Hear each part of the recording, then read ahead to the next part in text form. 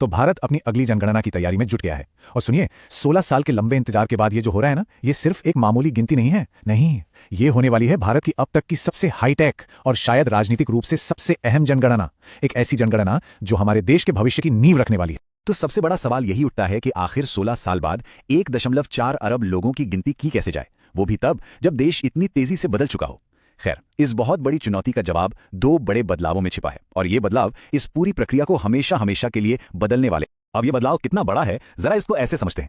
हम सब कागज और कलम वाले दौर से सीधे एप्स और रियल टाइम मॉनिटरिंग के जमाने में छलांग लगा रहे हैं। जी हाँ, ये होगी भारत की पहली पूरी तरह से डिजिटल जनगणना। और दूसरा बड़ा बदलाव, वो भी सुन लीजिए। लगभग एक सदी के बाद, मतलब 1931 के बाद पहली बार इसमें जाति की भी गिनती शामिल होगी। एक बहुत बड़ा कदम। तो चलिए सबसे पहले बात करते हैं इस डिजिटल लीप की। ये जो डिजिटल क्रांति है ना, ये कोई छोटा मोटा अपग्रेड नहीं है। ये डेटा इकट्ठा करने के पूरे तरीके को ही बदल रहा है। मतलब हम जा रहे हैं कागज से सीधे पिक्सल तक। तो ये जो डिजिटल जनगणना है, इसका असल में मतलब क्या है, जरा सोचिए। 30 लाख लोग जो घर घर जाकर कागज नहीं भरेंगे, बल्कि अपने मोबाइल ऐप्स का इस्तेमाल करेंगे। एक ऐसा वेब पोर्टल होगा जहां कोई भी खुद अपनी जानकारी भर सकेगा। और सबसे बड़ी बात, यह सब कुछ एक सेंट्रल डैशबोर्ड से रियल टाइम में ट्रैक किया जाएगा। इससे क्या होगा, सटीकता बढ़ेगी और गलतियों की गुंजाइश बहुत कम हो जाएगी। चलिए अब देखते हैं कि ये पूरा प्रोसेस काम कैसे करेगा, स्टेप बाय स्टेप।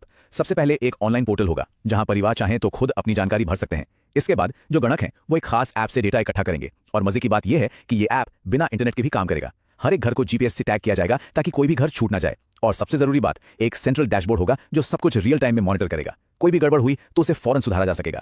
ठीक है, अब आते हैं इस जनगणना के दूसरे और शायद सबसे ज्यादा विवादास्पद पहलू पर, और वो है जाति की गिनती की वापसी। जी हाँ, ये एक ऐसा कदम है जिसमें भारत के सामाजिक और राजनीतिक समीकरणों को पूरी तरह से बदलने की ताकत है। ये टाइमलाइन देखिए, इससे पता चलता है कि यह फैसला कितना ऐतिहासिक है। आजाद भारत में कभी भी सभी जातियों की गिनती हुई ही नहीं। आखिरी बार ऐसा हुआ था 1931 में, यानी ब्रिटिश राज में। और अब लगभग 100 साल बाद 2027 की जनगणना में ओबीसी समेत सभी जातियों को गिना जाएगा। ये बहुत बड़ी बात है। तो सवाल उठता है कि आखिर ऐसा किया क्यों जा रहा है। देखिए, सरकार का तर्क यह है कि जब तक सटीक आंकड़े नहीं होंगे तब तक जो वेलफेयर स्कीम्स हैं वो सही लोगों तक पहुंच ही नहीं पाती। उनका कहना है कि अगर ये पता चल जाए कि किस जाति समूह की सामाजिक और आर्थिक स्थिति कैसी है, तो आरक्षण और दूसरी सरकारी मदद को कहीं ज्यादा असरदार बनाया जा सकता है। तो ठीक है, डिजिटल हो गया, जाति की गिनती भी हो गई, पर इस सबका असर क्या होगा। देखिए, ये सिर्फ नंबर्स का खेल नहीं है। ये जो डेटा आएगा ना, ये भारत के पॉलिटिकल और सोशल मैप को फिर से बनाने की ताकत रखता है। इसका असर हमें 4 बड़े एरियाज में देखने को मिलेगा। पहला, सरकारी नीतियां। ये डेटा तय करेगा कि कल्याणकारी योजनाएं किसके लिए और कैसे बनेंगी। दूसरा, राजनीति। इसके आधार पर लोकसभा सीटों का परिसीमन होगा, मतलब चुनावी क्षेत्रों की बाउंड्रीज फिर से खींची जाएंगी। तीसरा, महिला आरक्षण। इस कानून को लागू करने के लिए यह जनगणना बहुत जरूरी है। और चौथा, हमारे शहरों का विकास। हमें असल में पता चलेगा कि हमारे शहर कैसे बढ़ रहे हैं ताकि हम बेहतर प्लानिंग कर सकें। अब एक बात सुनिए जो शायद हैरान कर दे, लेकिन ये सच है। आज हमारी लोकसभा में किस राज्य को कितनी सीटें मिलेंगी, ये किस आधार पर तय होता है? 1971 की जनगणना के आंकड़ों पर।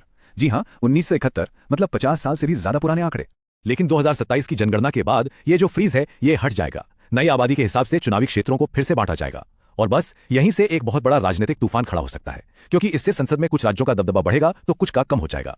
और इस पूरे विवाद का सेंटर है नॉर्थ और साउथ इंडिया के बीच का फर्क। हुआ यह है कि उत्तरी राज्यों में आबादी काफी तेजी से बढ़ी है, तो जाहिर है उन्हें ज्यादा लोकसभा सीटें मिल सकती हैं। वहीं दक्षिणी राज्यों ने पॉपुलेशन कंट्रोल पर बहुत अच्छा काम किया। अब उन्हें यह डर सता रहा है कि क्या उन्हें अपने अच्छे काम की सजा पॉलिटिकल पावर खोकर चुकानी पड़ेगी।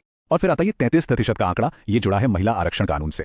लेकिन ये जो ऐतिहासिक कानून है ना, ये तब तक लागू ही नहीं हो सकता जब तक नई जनगणना ना हो जाए और उसके आधार पर परिसीमन पूरा ना हो जाए। मतलब ये जनगणना भारत में जेंडर इक्वालिटी की दिशा में भी एक बहुत बड़ा मील का पत्थर साबित होने वाली। तो जाहिर सी बात है, ये जनगणना सिर्फ मौके ही नहीं बल्कि अपने साथ बहुत सारी चुनौतियां और विवाद भी लेकर आ रही है।